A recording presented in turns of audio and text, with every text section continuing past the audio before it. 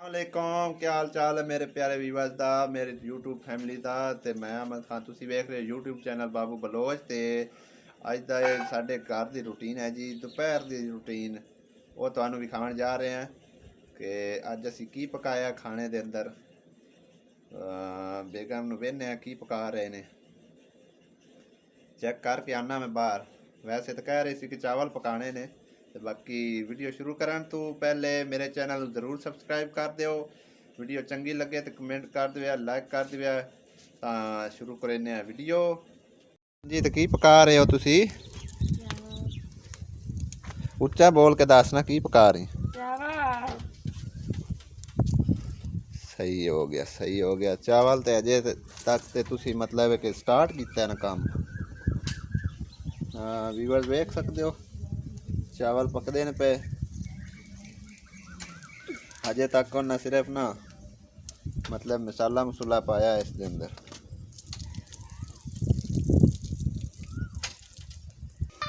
हाँ जी तो चावल इस दे अंदर पेस्ट कर रहे हैं देख सकते हो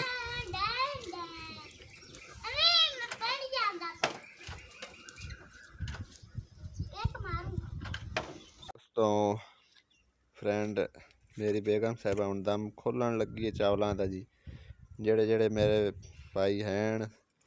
सन सपोर्ट करन वाले हैं अगर चंगा लगे तो तुसा खाने हो ते आ जाओ वैसे निरी सुलह नहीं मार रहा अगर तुसी करीब होंदे जरूर तुहानू खवांदा लेकिन जेड़ा जेड़ा बंदा मेरे नाल व्हाट्सएप ते है वो मैनू फरमाइश करे तो उन्होंने मैं पर्सनल भेज देसा हाँ आलू भी विच पाए हुए ने ना जी है ना फिर तो बड़े मज़ेदार होंगे चलो खा के वेने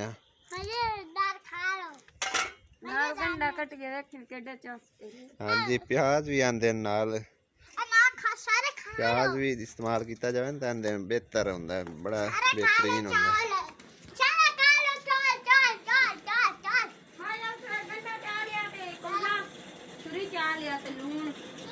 ठीक है तुसी तैयार करो खाने हैं फिर रल के बेगम मेरी प्याज कट रही है ते हुण असां ना प्याज नाल पेस्ट करके ते चावलों के खाना है तुसी भी कभी खाता होवे तो दस्या है बड़ा ही मज़ेदार टेस्ट बन जाता है जी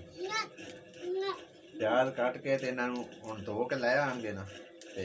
बड़ा ही प्यारा मज़ेदार टेस्ट बनेगा वैसे तो चावल ही बड़े खूबसूरत नज़र आ रहे हैं बहुत ही प्यारे बने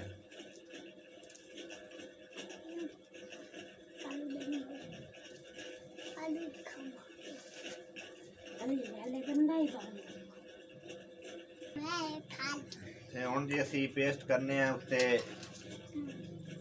प्याज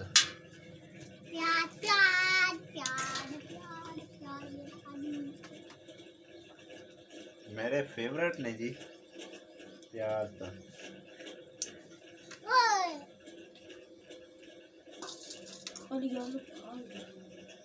वैसे नाल रायता होवे ना रायता ते वो काफ़ी ज़्यादा मज़ेदार हो जाता है काम फिलहाल साढ़े को रायता मौजूद नहीं है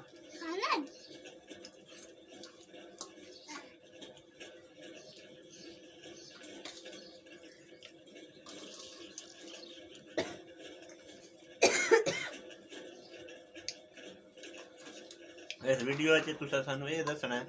कि तुहानू कुछ गल चंगी लगी है कि नहीं वैसे एक मैसेज दिंदा जावां कि इकट्ठियां बह के खाना भी एक जिहड़ा ना नेमत है ते नबी पाक दी सुन्नत भी है इकट्ठे खा रल के बह खाने च बरकत भी होंदी है जिहड़ा बंदा इस गल ते मुतफीक होवे वो जरूर दसे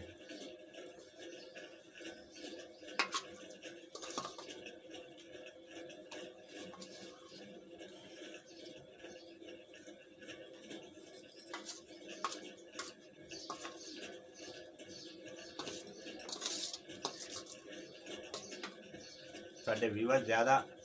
बोर हो जाएंगे वीडियो लंबी नहीं करने बस पानी शानी पीने एंड करने पानी पापा ने तू पे मार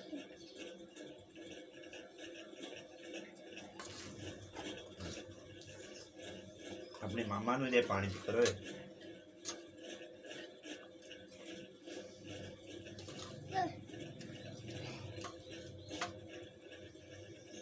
आलू आलू आलू